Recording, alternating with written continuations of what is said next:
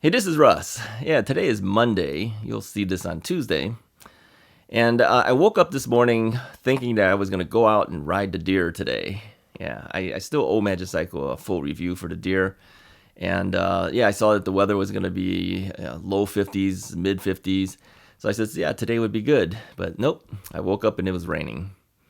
Yeah, by the time this video is being recorded, the rain has stopped, but the threat of rain is still there. I says, yeah, I just can't do it. I can't just take out the bike and do it. It seems like all of the decent temperatures happen on days that it's going to rain. Yeah, so I can't win. I'm trying to get this thing done.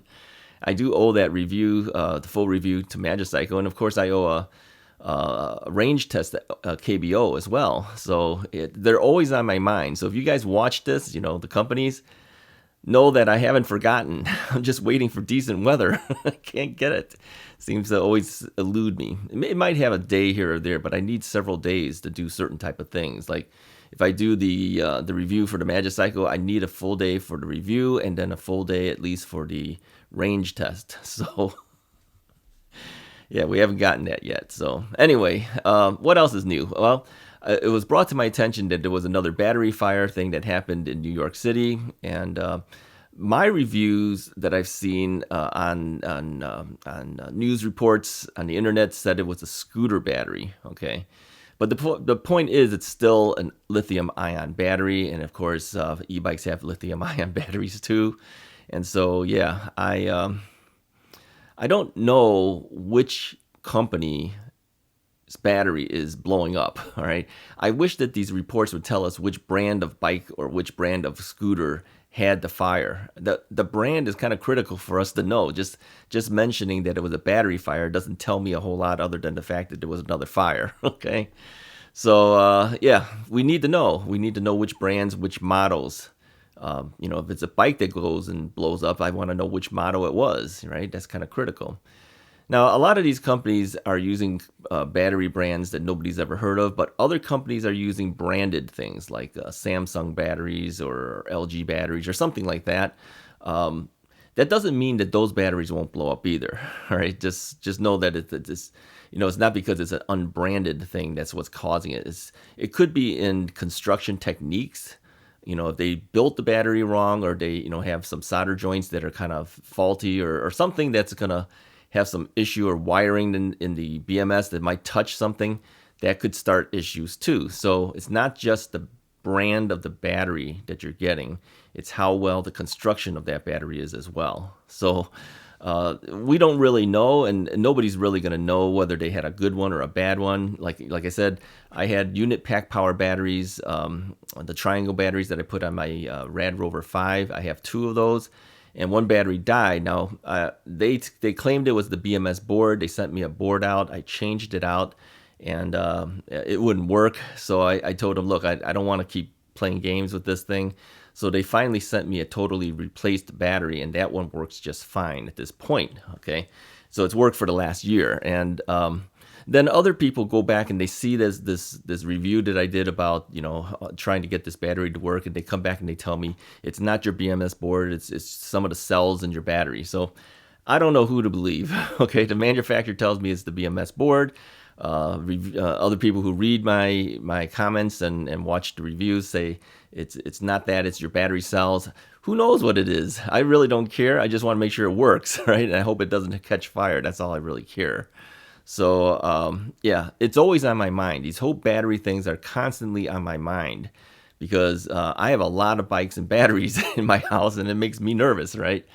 So the thing is, though, if you pick and choose what you're going to bring into your home, it's probably a better thing. You're hoping that whichever bike that you buy is a reputable brand and that they make the stuff correctly, all right? This is why I turn down these other bikes, and some bikes I do take in. Now, having said that, I've already told you on the last review that 40 e-bikes got turned down from me already, and 2 more got offered to me today. So am I taking those or not?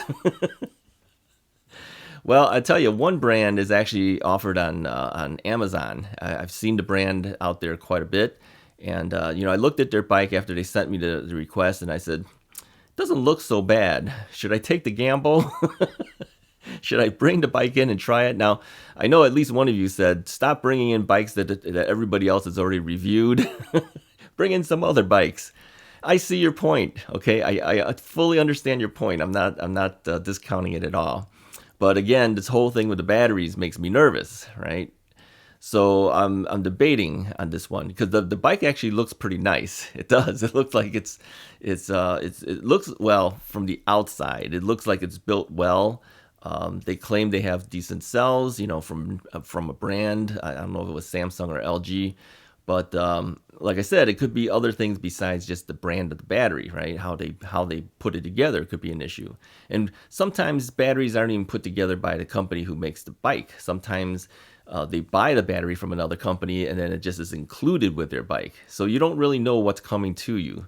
So you kind of have to trust it. So the other one that got sent to me as a request is a totally brand new bike that's currently being funded on Indiegogo, I believe. So I'm looking at this and I'm saying, do I take something like this in? There's no history. They're totally brand new. Is it worth trying out to see if it's any good? I'm kind of up in the air with this one too, but it does have some technologies on it that's kind of cool. So I said, do I at least bring it in and check it out and let you guys know or what? Now, others have told me, take them in. If you don't like it, take it in and then just make a mention that, you didn't like it or whatever, and then sell it off. Okay. I could do that. I'm really not sure. Part of it is it's not just the thing for the YouTube channel. It's the safety for my home and the safety for my family, right? I have to ask these questions just like you do when you're thinking about which bike you're going to buy. I ask the same question. Which of these factors are going to make the determination whether I bring that bike in to review it or not? And like I said, I don't want the channel to be strictly a review channel. I want to get out and ride. To do the review, you are riding, but you spend a certain amount of time reviewing it too. Looking it over, talking about it. It takes time. So this is the reason why I turn a lot of stuff down, is because of my own fears of is this a safe product for me to have in my home? And then my fears of if I say it's a good bike and you buy one and something happens to you, I don't feel good about that either. Okay. But again, I can't guarantee things for you. I can't tell you that it worked for me and then the thing blows up in your house. I don't know if it will or it won't. I don't want to be liable for something like that either. And I know it really, I have no liability in that sense because it's really the manufacturer. But, I don't want someone saying I saw a review on your thing and I bought one and it blew up and it's your fault. I don't want to hear that either.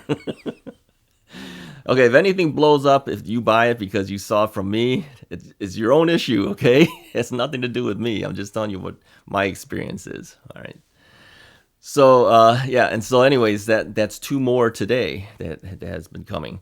I'm telling you, there's a lot of these e-bike companies coming out, and a lot of them want some type of representation. They want to get their product out there, and the fastest way to do it is to give it to the influencers. There's that word. And let them get the word out. It's cheaper, I think, in the long run for them to do that than it is to go out and pay thousands and thousands of dollars on an ad campaign, because the cost of a bike is cheaper than throwing money out to an ad agency to create an ad for them. You see what I'm saying? So it's easier for them to give it to YouTubers, and because so many people watch YouTubers, the word gets out faster that way for them. It's worth it for them to give a bike out. You see?